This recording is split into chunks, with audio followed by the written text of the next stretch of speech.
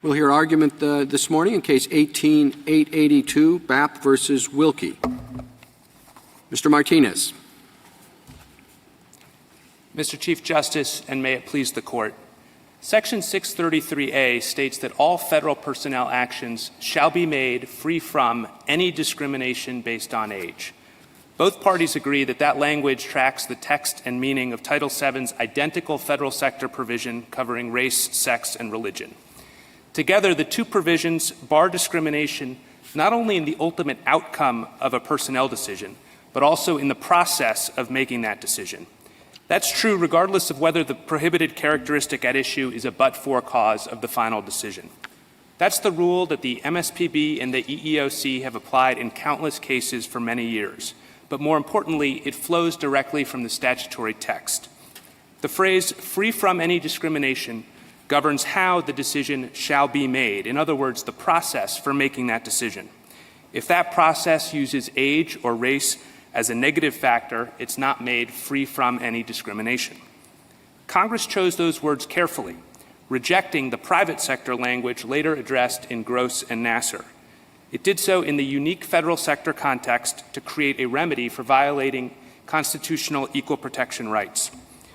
This Court has said that when a plaintiff is subjected to discrimination in the process of being considered for a government benefit, he necessarily suffers a redressable equal protection injury, even if he can't prove he otherwise would have received the benefit.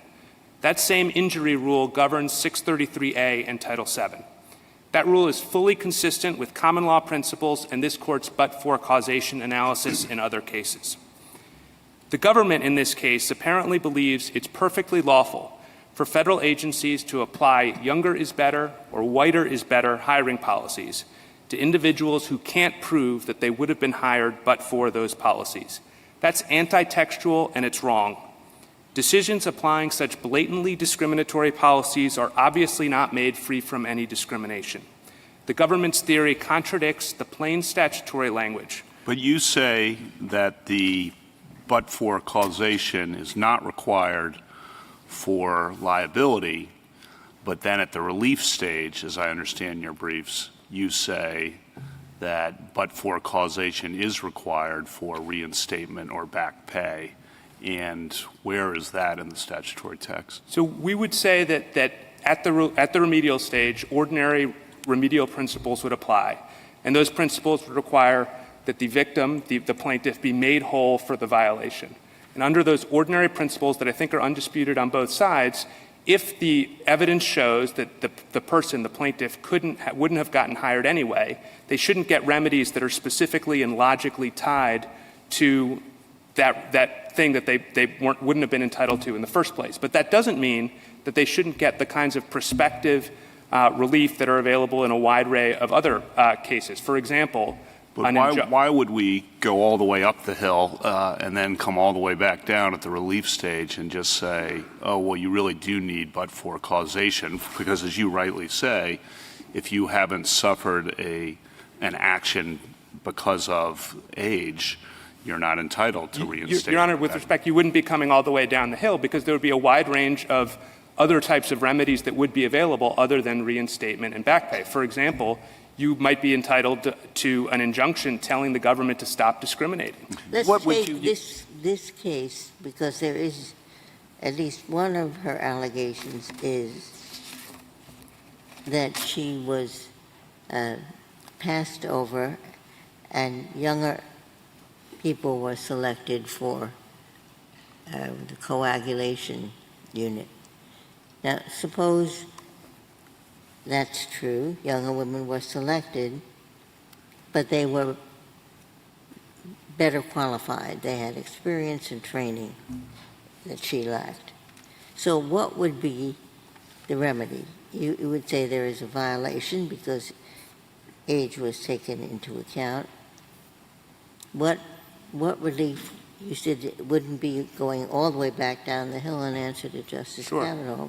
What would the relief be? Well, so first of all, assuming that the government could show that she wouldn't have gotten the job, we'll just take that as a given, I think, implicit in the question, then she wouldn't be entitled to reinstatement or back pay, but she would be entitled to remedies like EEO training so that this kind of discrimination wouldn't happen to her next time she applies for a promotion or next time she seeks an opportunity. That kind of training is a classic remedial relief that's available in these types of cases. Who would get the training? The training would be the supervisors and perhaps the others within the Bay Pines Medical Center who had contributed to the discriminatory treatment in the first place. I think if a court at the, we're here at summary judgment, but if the proof at trial showed that there was some sort of more generalized policy of discriminating against people because they were older, the court could also issue some prospective relief that would say that those policies are unlawful. In a lot of these cases, what a court does is requires the entity to post a notice saying, here's the finding of discrimination against us, so that people can read that notice, understand what went wrong last time, and not do it again in the future. Would that remedy? Oh, sorry. So no particular relief directly benefiting her? No, Your Honor. Or atmospheric relief, institutional relief, but she herself gets nothing tangible. I think those things would be very tangible for her, Your Honor, because she's still an employee there. She's still operating day to day in that environment, and she still wants to take advantage of future opportunities for training. And so if she gets these kinds of corrective remedies, it's going to make it better for her and easier for her next time when she wants to apply for the opportunity to be treated fairly without regard to age. And this is the kind of forward-looking relief that this court has often recognized is appropriate even without but-for causation, for example, in the constitutional cases that we've talked about. So in cases... Would the remedy be any different than might be obtained under the civil service laws?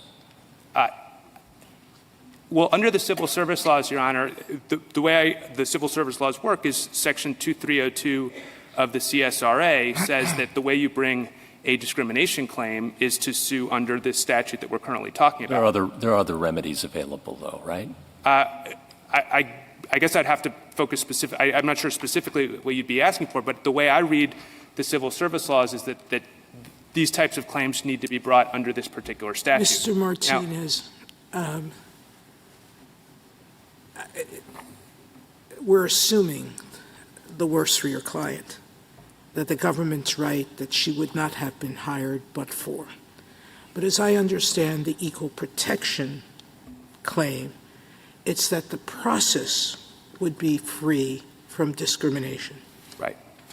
So that even if she can't prove she would have gotten the job, she still has an opportunity to prove qua a remedy that age was considered and considered inappropriately. Correct.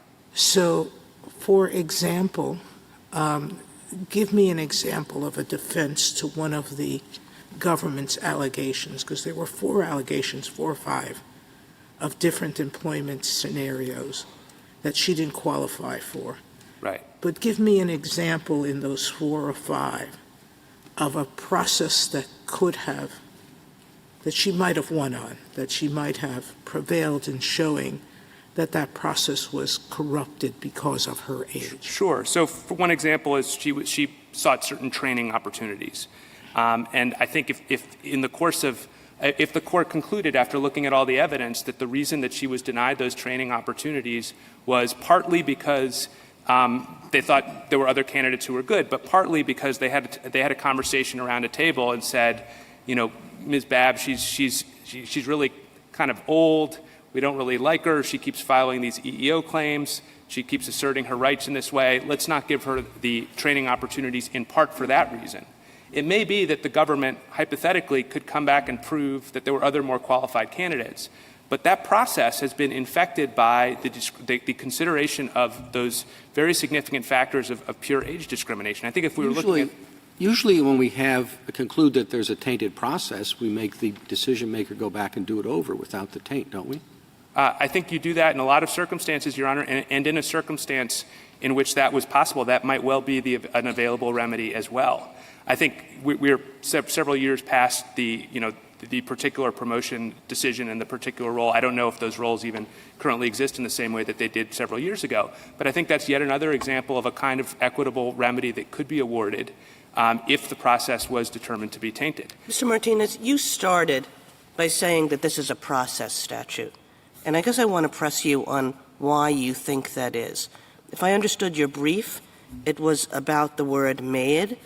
But, I mean, that's a possible interpretation of this language.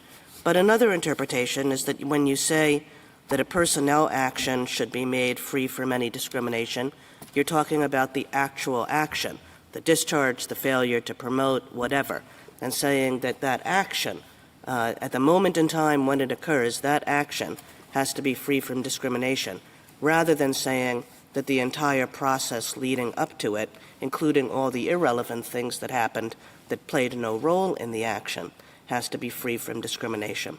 So why do you read this as a process statute? I think that's a helpful way. Maybe I could just walk you through my interpretation of the statute, and we have it reproduced here at page 5 of the blue brief.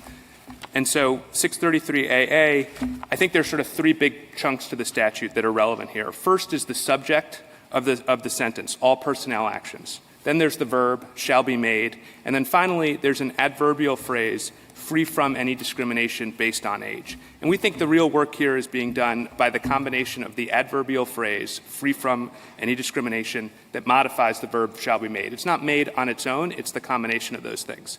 And we think that in context, that adverbial phrase answers the question of how the decision shall be made. It's not saying what's the decision. It's not saying when is the decision have to happen. It's talking about how that decision shall be made. That's process language. I think the second thing is, once you look within the adverbial phrase, within the free from any discrimination based on age phrase, you should ask yourself, okay, well, what does this process have to be free from? The next part of the statute is any discrimination. And the word discrimination has been interpreted under its plain meaning and in this Court's decision in Jackson just to mean unequal, differential, or less favorable treatment. And we think that we accept that. I think the Solicitor General has conceded that that's the understanding of discrimination. So I think what the Solicitor General would say is, sure, it's unequal treatment, but a person is only subject to unequal treatment if he or she doesn't get the outcome that he would otherwise have gotten. Well, and if everything ends up the same, then there's been no unequal treatment. Well, I think, Your Honor, that's why the first part, the free from language and the fact that it's an adverbial phrase modifying the verb and that language is signals that we're talking about process. Once you know that we've got this modifier that's a process modifier that's talking about the process, I think that then sheds light on what we mean by discrimination. What about the subject, actions? Right. And that's a term that's used in Nassar, a term that's used in Gross, the word action. And the action is usually referred to as an adverse employment action, namely, as Justice Kagan says, the decision. In your brief uses the word process over and over. And the civil service laws that Justice Gorsuch referenced do say that the process has to be free of any you have to be treated fair and equitably throughout the process. But this doesn't say that. It says action. So how do we deal with the word action? Well, I think you need to read it, again, in the context of the whole sentence. And it doesn't say actions can't be based on age. It says actions shall be made free from any discrimination based on age. And so that phrase, we agree with the Solicitor General. I think they say this in their own brief. They say that the work that's done by the phrase personnel action is simply to explain the range of employment-related actions that's covered by the statute generally. It doesn't bear on the but-for causation question. I don't know. I'm sorry. Sorry, just to answer the question about action, I think the key point here is if you look at this page 5 of our blue brief, what strikes me is that the phrase that the Solicitor General relies on, based on age, that's where they're getting their but-for causation textual argument. It's all the way down at the bottom of the end of that paragraph. And if you look at it, it modifies the word discrimination, which is immediately to the left. What the Solicitor General is asking you to do is take that based on age phrase, walk up 17 lines of text, turn left, and have it modify personnel actions. That's just not how the statute reads. And I think what this Court has always done and needs to do is look very carefully at the wording of this statute. This is the same point that Judges Tatel and Sentel made in the D.C. Circuit, that this statute— Judge Henderson disagreed. Judge Henderson concurred, Your Honor, so she agreed with the remand. She expressed some doubts about maybe the clarity or the force of the particular arguments that Judges Tatel and Sentel made. But the bottom line here is I think grammatically there's no question that based on age modifies discrimination. Well, what happens if age plays no role whatsoever in the actual decision, but at some prior point in the process, age was considered. I don't think your argument depends on whether we look just at the final decision or we look at the whole process. But what would happen in that situation? I think it would depend, so maybe I'd have to understand the hypothetical a little bit more. I think if someone could look at the entire at the decision-making process and say that age was not a factor at all, then I think we would not a plaintiff would not prevail. But if age played a significant role at the beginning of the process in some way, then I think it would not be made free from discrimination under the plain language of the statute. Well, but if the statute prohibits any discrimination, I don't know where you get your qualification that it has to be a significant factor. It doesn't have to affect the final action. So what type of discrimination, any type, let's say in the course of the, weeks-long process, one comment about age, the hiring person who's younger says, okay, boomer, once to the applicant. Now, you're only concerned about process. You're not concerned about but-for causation. It doesn't have to have played a role in the actual decision. So is that actionable? I think we would say that it does have to play a role in the decision-making process that leads to the decision.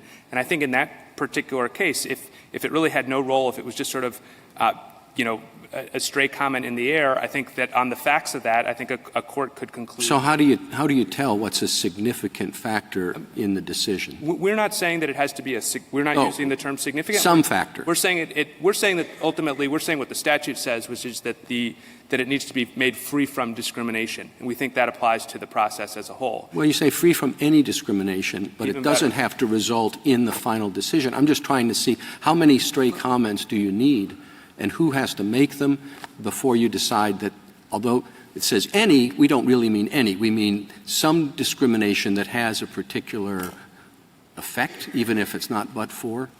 I'm just wondering if your position is going to become a really just a regulation of speech in the workplace. No, of course not, Your Honor. Of course not. Well, then explain how not. Well, if the speech in the workplace is, using ethnic slurs or calling people boomer or saying unflattering things about them in the age when considering them for a position, then yes, of course. So calling somebody a boomer and considering them for a position would be actionable? I think if the decision makers are sitting around the table and they say we've got candidate A who's 35 and we got candidate B who's 55 and is a boomer and is probably tired and doesn't know have a lot of computer skills, I think that absolutely would be actionable. Well, what if it just calls him a boomer? I mean, I'm just trying to. I think that it seems to me like that would be a classic question for the fact finder. But if the fact finder were to conclude that statement reflected was one of the factors going into this decision, I think it absolutely would be covered. But the key it absolutely would be covered. is when you answer that question, I had thought you would say, and you didn't, and so this is why I have a question.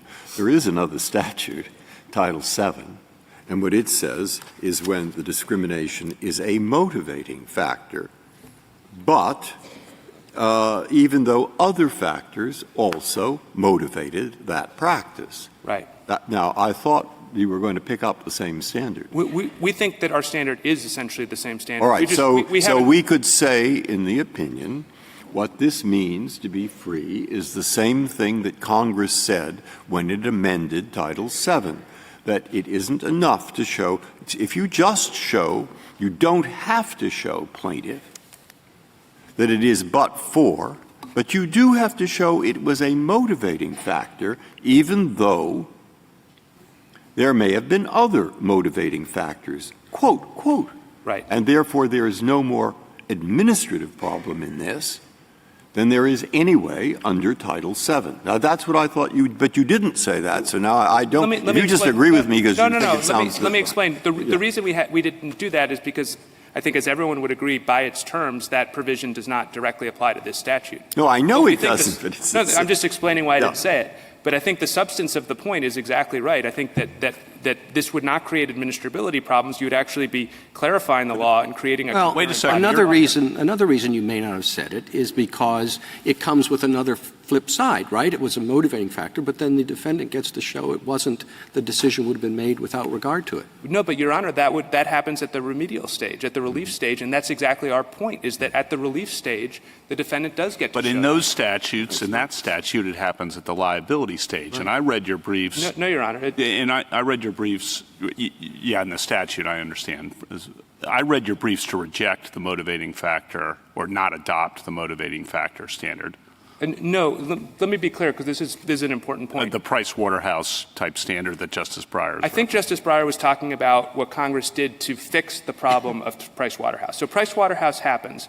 Congress decides that the Price-Waterhouse test is insufficiently protective of victims. So Congress makes very clear in the statute that there is a violation of the statute, there is liability with motivating factor, but if the employer can show that it wasn't a but-for cause, that shrinks the number of remedies that are available to you. And that's essentially, we're not saying that, we're not trying to apply different statutory language here, but we're saying that our rule, the statutory language that we have, essentially has that same test. But you're not asking, sorry to interrupt, you're not asking for motivating factor, you're saying any factor. Right, but I think the way that... Is that correct? We don't think it makes a difference, frankly, Your Honor. So, yes, you're asking for any factor. We think any factor and motivating factor essentially mean the same thing because they play the factor plays into the decision, and so in that sense it's motivating. Counsel, I wanted to give you an opportunity to respond to another argument that concerned me. Sure. The Solicitor General suggests that if we were to adopt your view, we'd have to do the same thing with respect to private discrimination under, 623. Right. Which, of course, we can't do because of Gross. And points specifically to the language saying, you can't discriminate in hiring or otherwise, right, discriminate with respect to terms and conditions of employment. And if we were to adopt your broad reading here of discriminate, why wouldn't we do the same thing there? So I think Gross is totally different, and just a couple points on this because it's very important. Number one, Congress looked at that exact language when it was legislating the statute that's at issue in this case. Congress rejected applying the private sector language from the ADEA to ADEA federal sector claims. We know that from the drafting history. We know that from this. I understand that, but that's not responsive. Right. So instead it chose different language, which is fundamentally different from the language in Gross. I'm going to get to the discriminate point. I wish you would. Okay. I'll go to the discriminate point. If you look at the language in Gross, and we've reproduced it in the addendum to our reply brief, what it has is it talks about 4 different specific types of adverse actions. Failing to hire, refusing to hire, discharging any individual, and then the 4th one, otherwise discriminate with respect to terms, compensation conditions. The first 3 of those things are all outcome-based, the first 3 items in the list. The 4th item in the list is an otherwise clause, an otherwise sort of catch-all clause. Why wouldn't that be process 2 is the Solicitor General's question. Well, the first 3 things the first 3 in that list are all outcome-based, and so what this court has said when looking at very similar otherwise catch-all clauses, it's applied the eustem generis canon and said that when you have things in a list like that, the last item with the otherwise. So the word discriminate here means something different than the word discriminate there. I think the word discriminate here needs to be read in the context of the broader phrase. The other contextual difference is that our statute, unlike the statute in Gross, has the most important textual indicator that makes this case come out our way, which is the shall be made free from language. Well, I understand that, but the otherwise discriminate, you've got the eustem generis canon, excellent canon, good canon. The other kind of general rule is when Congress makes a distinction, we should attend to in language, we should attend to it. We couldn't agree more. And I understand, I know where you're going with that, and that's good. It's a good point. But or otherwise discriminate is very. I mean, that seems to be a catch-all. That seems to be anything. I think I would resist that, one, because I used them generous. The second point, technically... Do you think you would have resisted that before Gross? Your Honor, we're not here to relitigate Gross. I think this Gross was a very closely decided decision. It was a very closely divided court on Gross. We're here to make the point that what Gross said was that you need to look at the statutory language with careful and critical examination. And this is a quote from Gross. You can't apply rules applicable under one statute to a different statute without really looking carefully. And here the otherwise discriminate clause is limited by with respect to terms, conditions, et cetera. That's so not limiting. That's broadening language. That's supposed to be a catch-all phrase at the end that will cover anything, otherwise discriminate against anything dealing with compensation terms or conditions. The word conditions in particular in the lower courts has been interpreted very broadly to cover all sorts of aspects, whereas here you just have actions. So if you're comparing the two statutes, to pick up on Justice Gorsuch's point, I would have thought a broader scope, if anything, was in that language. I think the word discrimination sometimes can take on different meanings depending on the context. The most important textual clue is the absence of the key phrase, shall be made free from discrimination. The most important historical clue is that unlike the statute in Gross, this statute arises in a context in which Congress wanted to address the constitutional rule, wanted to plug the gap in remedies, and make sure that victims of unconstitutional discrimination had a viable remedy. Thank you, counsel. General Francisco. Mr. Chief Justice, and may it please the Court. The federal sector ADEA adopts the same causation standard applicable to state and local governments and private companies, but for causation. 3 basic points make this clear. First, Section 633A prohibits the federal government from making a personnel action based on age. But you don't make a personnel action based on age if you make the same decision that you would have made for a similarly situated younger person, since any consideration of age has not affected the decision that you have made. At the very least, as in Gross and Nassar, nothing in 633A clearly overrides the common law default rule of but-for causation. Second, Congress easily could have overridden the common law default rule if it wanted to. It could have applied the motivating factor standard to the ADEA, or it could have gone further and prohibited any consideration of age, no matter how fleeting. But it didn't do that. Instead, it adopted language that this Court has interpreted as incorporating the common law default rule. Finally, our rule makes perfect sense. There's no reason why Congress would have created a lower causation standard for the federal government than for state and local governments. After all, there's no evidence that Congress was more concerned about discrimination by the federal government. That's why Senator Benson, Section 633A's principal sponsor, said that under 633A, quote, government employees will be subject to the same protections against arbitrary employment based on age as are employees in the private sector. Now, we've had some discussion about the Civil Service Reform Act, and I actually think it's very instructive here to the interpretive question. I'd like to point out 2 specific provisions in that I think that are relevant. The first one actually isn't in our brief, so I'm going to take a minute here to describe it because it's a provision of the CSRA that specifically cross-references, incorporates, and describes Section 633A in the text of the statute. And what you'll see in that provision is that it uses language to describe 633A that is parallel to the language that you find in the private sector provisions. So I think it underscores that these are just different ways of saying the same thing. And I'm referring to 5 U.S.C. 2302 B1B. And here's what it says, quote, any employee who has authority to take, direct others to take, recommend or approve any personnel action shall not, with respect to such authority, discriminate for or against any employee or applicant for employment on the basis of age, as prohibited under 633A. So it doesn't have any of the language that my friends on the other side rely on. Textually, this is a statute that Congress has enacted that in its text is describing 633A, and it uses language that's parallel to the private sector provisions. And I think it's highly relevant to interpreting 633A because, as Justice Scalia explained in his opinion in Branch against Smith, it is, quote, of course, the most rudimentary rule of statutory construction that courts do not interpret statutes in isolation, but in the context of the corpus juris of which they are a part, including later enacted statutes. So if an employer has an explicit younger is better policy, Mr. Martinez says your position would allow that to stand for an employee could not get injunctive relief against that. What's your answer to that? So a couple of responses, Your Honor. First, that employee would be treated exactly the same as if he or she worked for a state and local government or a private employer. No different than anyone else covered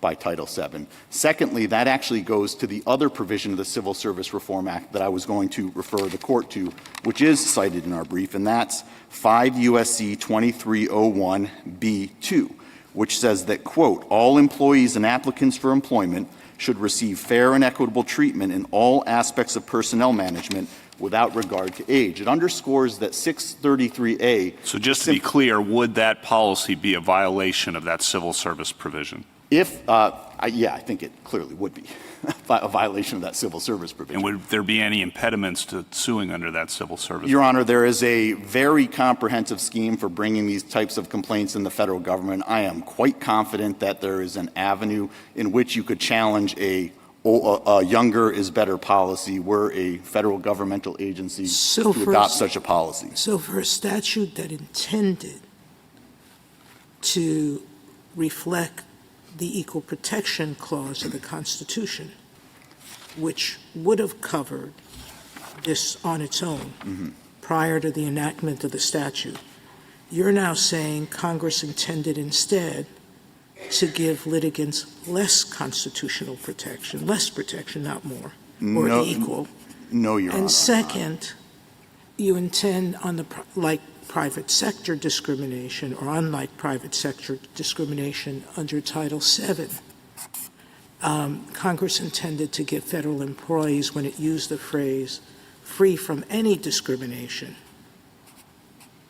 it decided to say this kind of discrimination is okay under this provision. So, Your Honor, I think I disagree with that for a couple of reasons. First, I think I disagree with the premise. If Congress had, in fact, intended to apply equal protection principles, it presumably would have applied the same standard to state governments, since they're subject to the same equal protection principles that the federal government is. There's no evidence that Congress was more concerned about the federal government than the state governments, quite to the contrary. And here everyone agrees the states are subject to the but-for causation standard. Unfortunately, you're wrong, because the EEOC and the Civil Service Agency have been reading that equal protection principle even before this provision into federal decision-making. So I think I'm not sure how I understand your point. Well, I think that I don't think they were, if they wanted to follow the state and local provision, they would have followed it. Right. I think but that they created a different and totally separate provision. And on top of it, they said that language and our interpretation, that language of the private and state government should not be used to interpret this language that affects the federal government. Well, Your Honor, I think the reason why my answer is fully responsive is because of the suggestion by my friend on the other side is that somehow when Congress extended Title VII and the ADEA to governmental entities, and remember, they did it at the same time. They went from private to private and federal and state governments at the same time. And when Congress made that step, the argument is that somehow it was meant to embody equal protection principles. Well, if that were the case, one would have fully expected that they would apply the same equal protection principles to both the federal government and the state governments, but everyone here agrees that with respect to state governments, it's the but-for causation standard that applies. There's a federalism concern when you're dealing with state and local governments, which you don't have when you're dealing with the federal government alone. And why wouldn't it, the language, as Mr. Martinez pointed out, is different. You're treating all those extra words as just meaningless surplus. If they wanted to be the same standard as for private sector employment, state and local government employment, they would have used the same language, but they didn't. They said all. Right. And they said, what was the words? Free from any. Free from any, yes. So if Congress uses those different, more encompassing language, all free from any, well, I would think that the standard that's before us, applicable to federal employment, is a more plaintiff-friendly standard.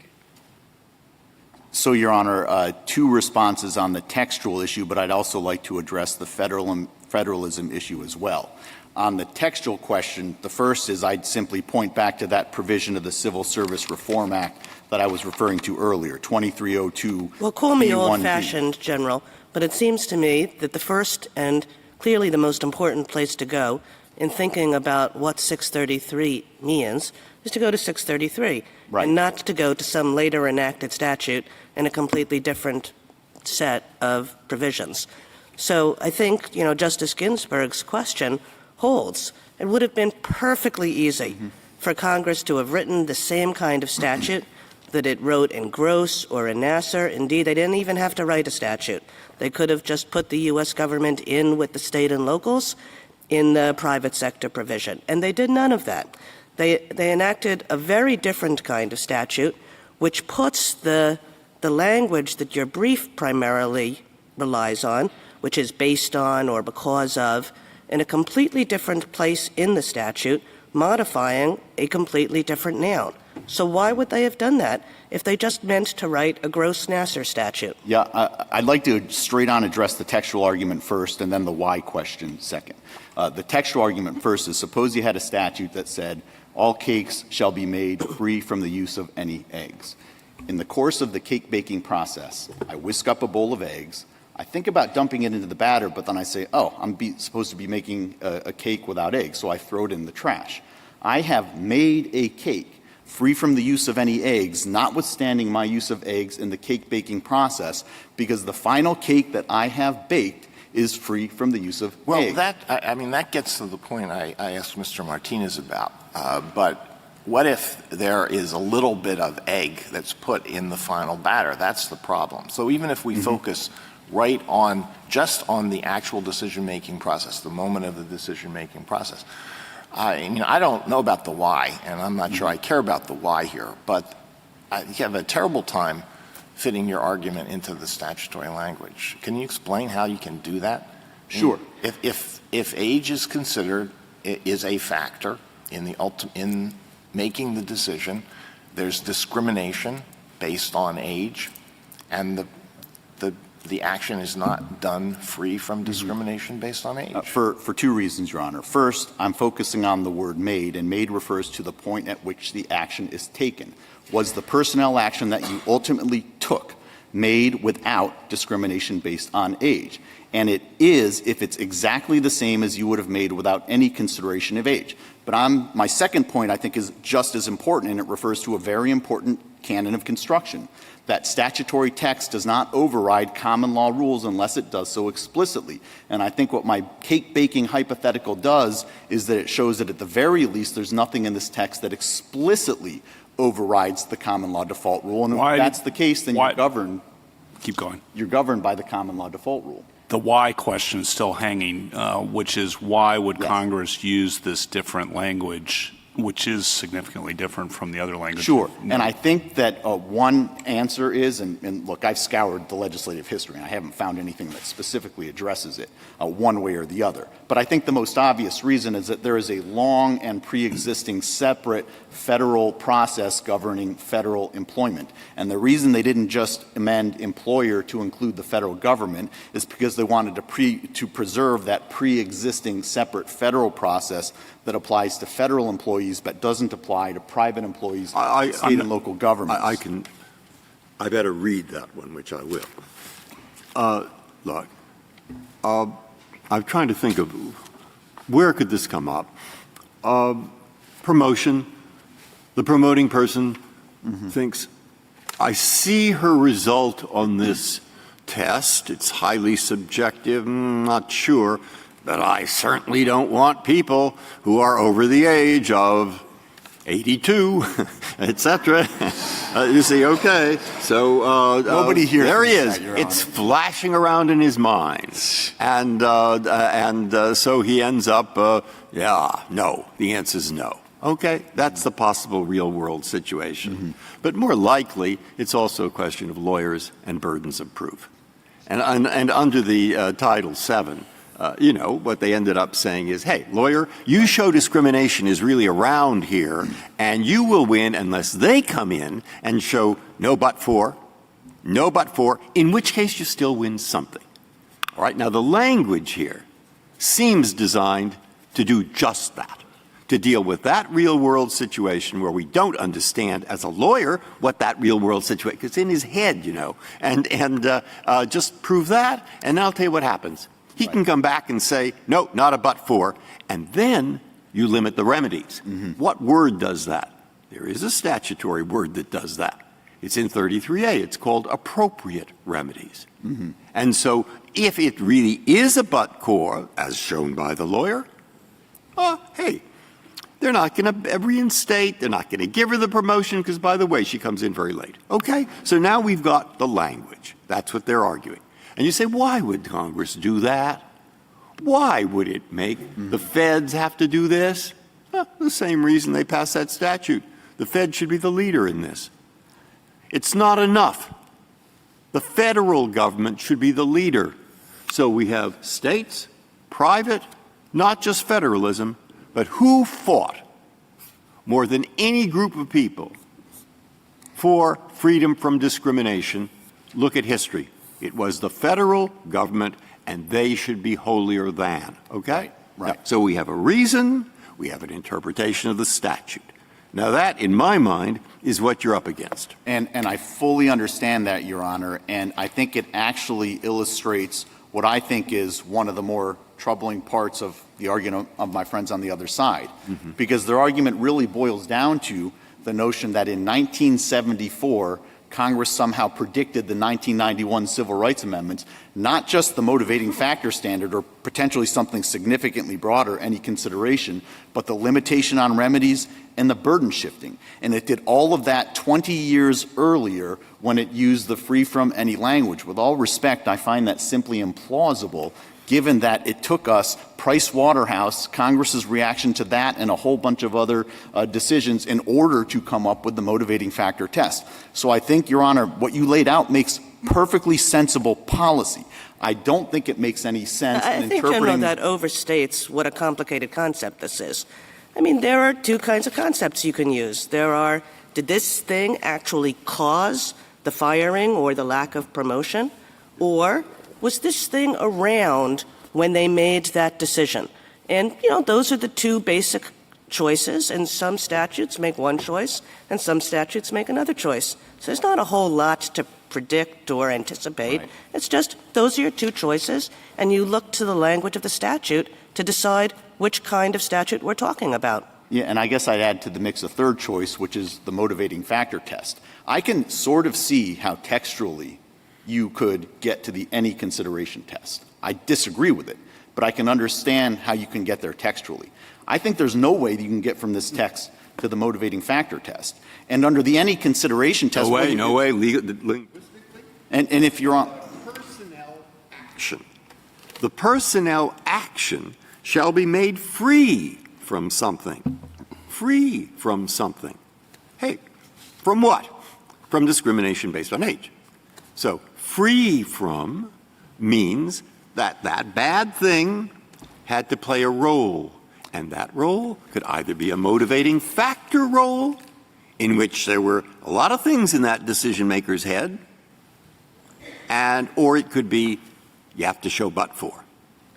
So which is it?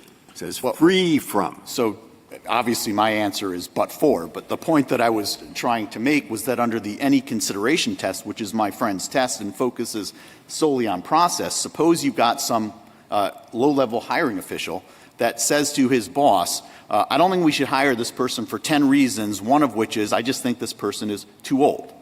The boss then says, you knucklehead, we never consider age. By the way, you're fired for making such a rookie error, takes over the file, reviews it, says, well, he was actually right on the bottom line. This person isn't qualified, so we don't hire them.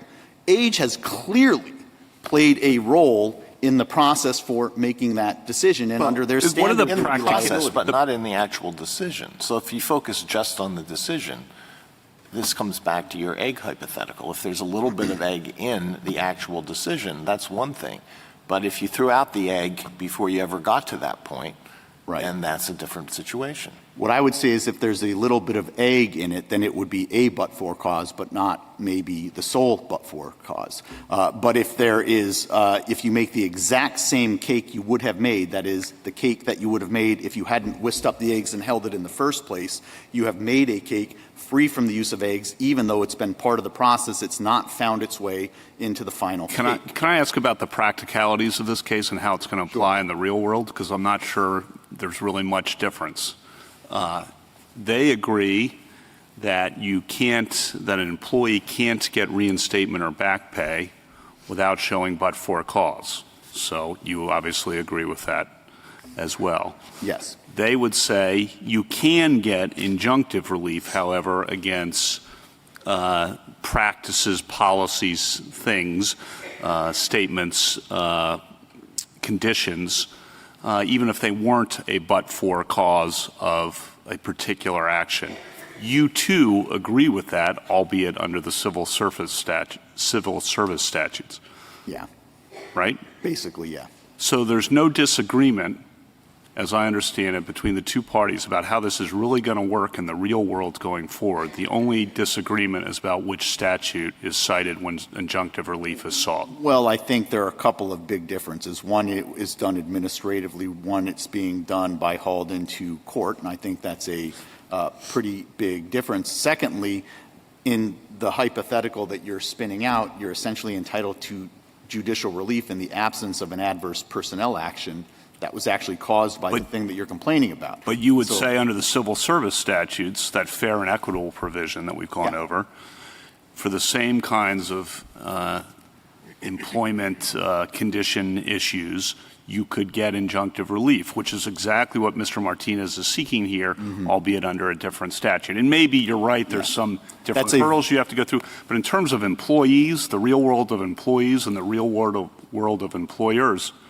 I think there's a lot of agreement between the two. I think that's basically right, because the things that he's concerned about, the types of policies that he's concerned about, couldn't happen within the federal government because of a whole host of laws wholly apart from Section 633A. But I think that the critical issue is whether does 633A provide yet an additional avenue where the federal government can be hauled into court for a judicial remedy. An additional and that's avenue, the point where we disagree. Sorry to interrupt, but an additional avenue that would get you nothing more, though. Exactly. An additional avenue that would get you nothing more for the plaintiff, but that does create a significant headache for the federal government. Mr. General, the problem is, even though there was no anticipating Price Waterhouse in the 1991 litigation, it would also be much more consistent with the statute as a whole, because public sector, state, and federal government employees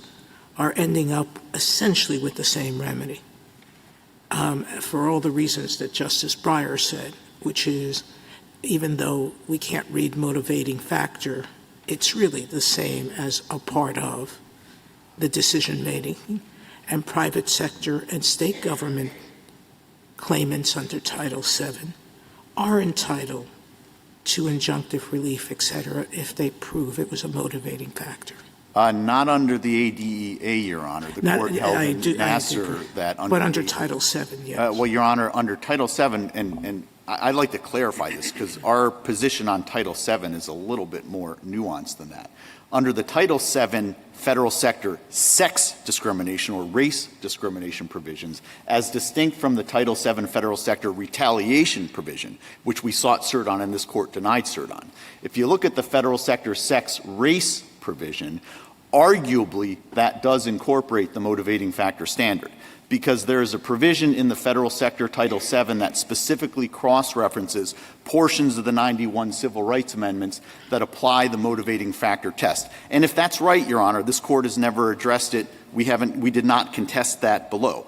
But if that's right, then everybody that under Title VII gets treated by the same motivating factor standard under Title VII. So that would take care of all of the race and sex hypotheticals that my friend is troubled by. But critically, 633A doesn't cross-reference any portion of the 1991 Civil Rights Amendments at all. So I think that further confirms that the text of 633A is not meant to adopt the motivating factor standard, but is something different. And the different thing is the common law default rule, unless there's something in the statutory text that clearly abrogates the common law default rule. I'm not going to say that they don't have any textual argument. I think they have a decent textual argument. The question is, do they have a textual argument that is sufficiently strong to override the common law default rule of but-for causation? And the reason why I lean heavily on my cake baking eggs hypothetical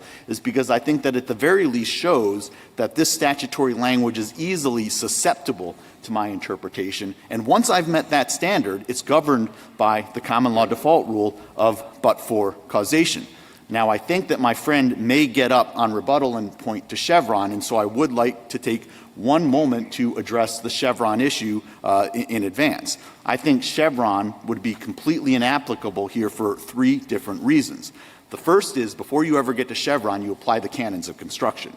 And here the canon of construction is that you interpret language to be governed by the common law default rule if there is any ambiguity. So if there were ambiguity, we win under the default rule, not Chevron. Let's say you completely disagree with that. Chevron doesn't apply for 2 additional reasons.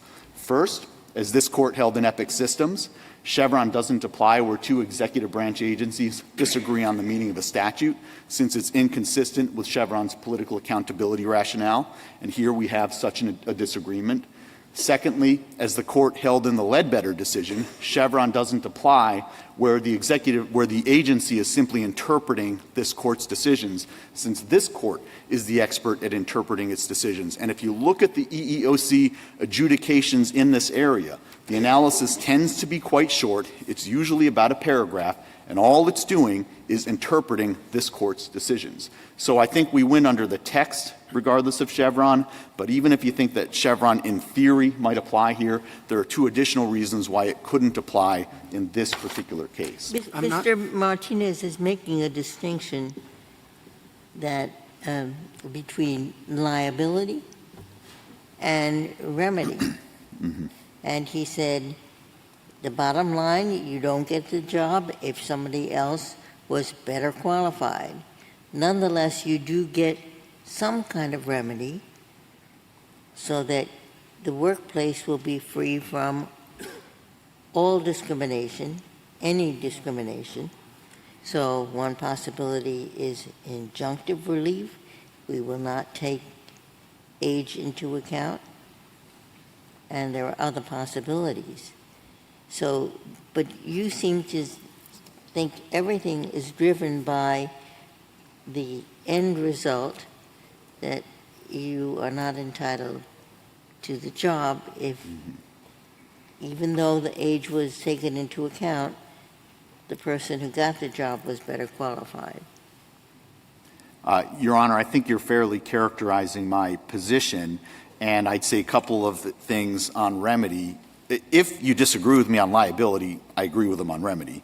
But I also think that his position on remedy is unnecessary for the reasons of my exchange with Justice Kavanaugh. You essentially already have a civil service system that provides the type of relief that my friend on the other side would seek, since there are a host of civil service regulations that would prohibit the types of policies that he's concerned about, even if there wasn't somebody, a particular person in court that was challenging it under Section 633A. But our bottom line position here is that Congress added the federal and state sector extension of 633A in the Title VII at the same time. It meant to apply the same standard to the federal government that applies to state and local governments and it applies to private employers. That standard is but-for causation. It results in treating all employees under the ADA the same, regardless of who you work for. Since everybody agrees if you work for a private company or a state and local government, the standard is but-for causation, and respectfully, that's the standard that we think should apply to the federal government as well. Unless the court has further questions, Your Honor. Thank you, counsel. 5 minutes, Mr. Martinez.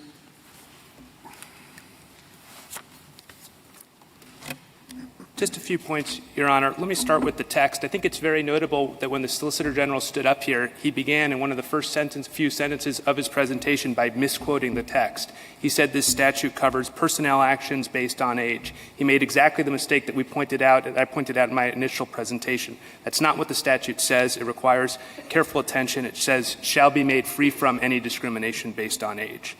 The Solicitor General, as to the text, says that Congress intended to apply the exact same rules that are applied to private sector employees as under the statute interpreted in Gross. Well, with respect, whatever we know about the text is that Congress did not intend to apply that regime. Congress specifically considered that regime. It was going to do what the Solicitor General wanted in the first draft of the statute. Congress then amended that draft and passed a different statute. You can't just apply a different statute that Congress expressly rejected. Secondly, Your Honor, with respect to the constitutional rule, I think if you look at the legislative history of this provision, and if you look at the Brown versus GSA decision that we talk about in our brief, it's very clear that Congress, when it enacted Title VII, which uses the same causation language to apply to the federal sector, it was focused on the equal protection problem in the federal sector context. They cite Bowling versus Sharp, both the legislative history and this Court's decision in Brown. It makes clear, both of them make clear, that the purpose of this statute was to capture the same kind of constitutional equal protection injuries that were at stake in the long line of cases that we've cited in our brief. Now, the Solicitor General says there's no reason states should be treated any differently. Well, again, one thing we know from the text of the statute and from the legislative history is that Congress expressly decided to treat states differently. They treated states by amending the employer definition, they treated states like private sector actors. They did something totally different by creating a unique federal sector provision to govern the federal government. You can't just pull that language that applies to states and say it must apply to the federal government. And Justice Breyer, you're absolutely right. If the legislative history shows that Congress thought of the federal government as being especially important in this context. The Solicitor General, this is my third point, talks about the common law injury rule. Our rule is fully consistent with the common law rule. If you look at the restatement, the common law third restatement, section 26, what it says in comment D is that the first thing you need to do when you're addressing the common law rule of causation is figure out what the injury is. What we've argued is that the injury at stake in this case is the same kind of process-based equal protection type injury that this Court has repeatedly identified in cases from Bakke up through parents involved. Once you get the injury right, we are completely consistent with the common law rule. Finally, Your Honor, younger is better. I think it's striking that the Solicitor General doubled down on his position that a younger is better policy does not violate this statute. His deus ex machina here is section 2301 of the CSRA. That's a cruel joke that will be played on this Court if you accept that rationale. Section 2301 is unenforceable. Unenforceable. I think the Solicitor General said, Justice Kavanaugh, in response to your question, that it would give rise to a remedy of an injunction in court. That is not accurate. If you look at the MSPB website, it specifically says that this provision is not enforceable, and that's the rule that courts across the country have applied. The Solicitor General has had months to come up with a solution to this hypothetical, and the best the Solicitor General can do is come up with a statutory provision that's unenforceable. That puts victims of discrimination in exactly the same position they were in before this statute was enacted, where they had remedies that were not enforceable. Congress stepped in here. It passed a broad statute because it wanted to protect these people.